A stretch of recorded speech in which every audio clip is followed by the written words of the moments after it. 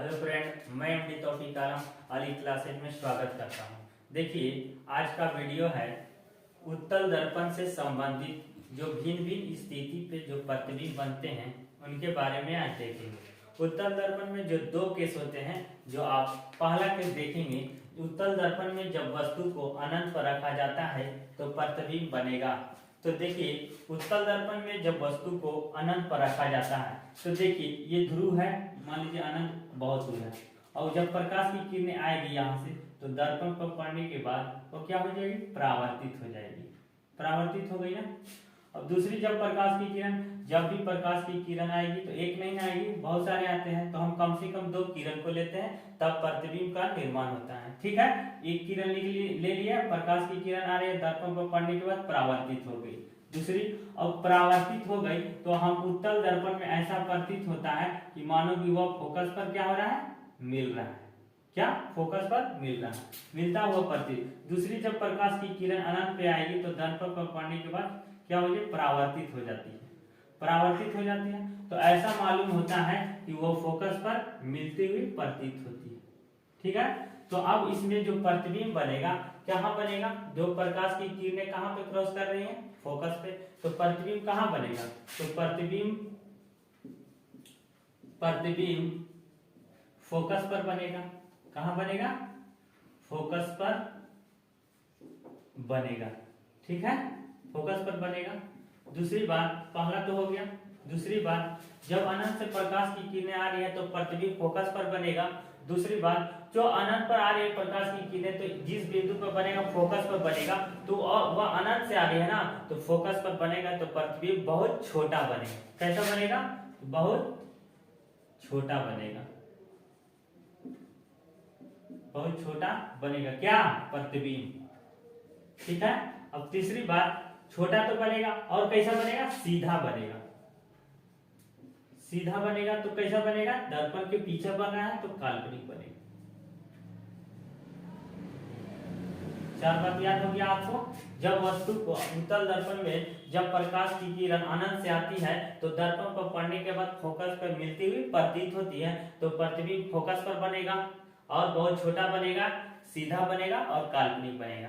एक केस आपका कंप्लीट हो गया। दूसरा देखिए, दूसरा केस है, उत्तल दर्पण में जब वस्तु को ध्रुव और अनंत के बीच रखा जाता है तो प्रतिबिंब बनेगा। तो रखा जाता है तो ध्रुव और क्या बोल रहा है, अनंत। ध्रुव यहाँ है, ध्रुव, और इसके बाद अनंत, यहाँ पे वस्तु को रखते हैं।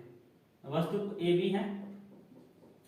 जब प्रकाश की किरणें इससे निकलेगी तो दर्पण पर पड़ने के बाद परावर्तित हो जाएगी ना। तो ऐसा मालूम होता है हमको कि मानो वो फोकस पे प्रकाश की किरणें मिल रही है। दूसरी प्रकाश की किरणें जब निकलेगी तो वह दर्पण पर पड़ने के बाद उसी दिशा में लौट जाती है जिस दिशा से वह आई थी। तो ये दर्पण पर पड़ने के बाद वापस लौट जाता है, तो ये प्रकाश की किरणें ऐसा मालूम होता है कि मानो वह वक्रता केंद्र से पे जाके वो मिलती हुई प्रतीत होती है। जब प्रकाश की किरणें ये दोनों जहां पे क्रॉस करेगी वहीं पे प्रतिबिंब का निर्माण होता है। क्या होता है, प्रतिबिंब का निर्माण होता है। ए डैश और बी डैश प्रतिबिंब हो गया। यहाँ पे जब प्रकाश की किरणें जब ध्रुव और अनंत पर रखा जाता है तो प्रतिबिंब कहाँ पे एक दूसरे को क्रॉस कर रही है, फोकस और ध्रुव के बीच। तो प्रतिबिंब कहाँ बनेगा, तो प्रतिबिंब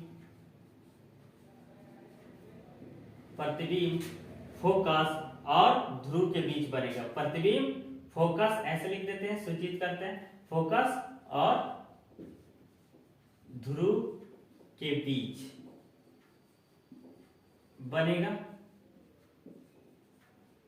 ठीक है, दूसरा कैसा बनेगा, दर्पण के पीछे ना बन रहा है तो काल्पनिक बनेगा और सीधा बनेगा।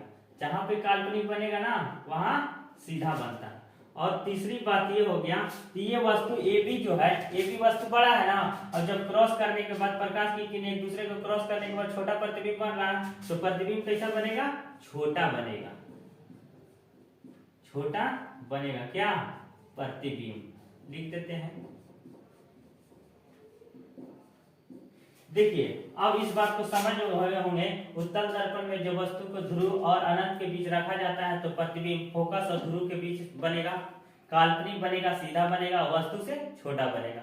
इस तरह से उत्तल दर्पण के दो केस होते हैं जो बोर्ड एग्जाम में बहुत बार पूछे हैं। इस एग्जाम की दृष्टि से यह महत्वपूर्ण था, इसलिए हम आपको बताएं। इसको अच्छे से समझ गए, उम्मीद करता हूं। और वीडियो अच्छा लगे होगा तो लाइक कीजिए, सब्सक्राइब कीजिए। थैंक यू दोस्तों।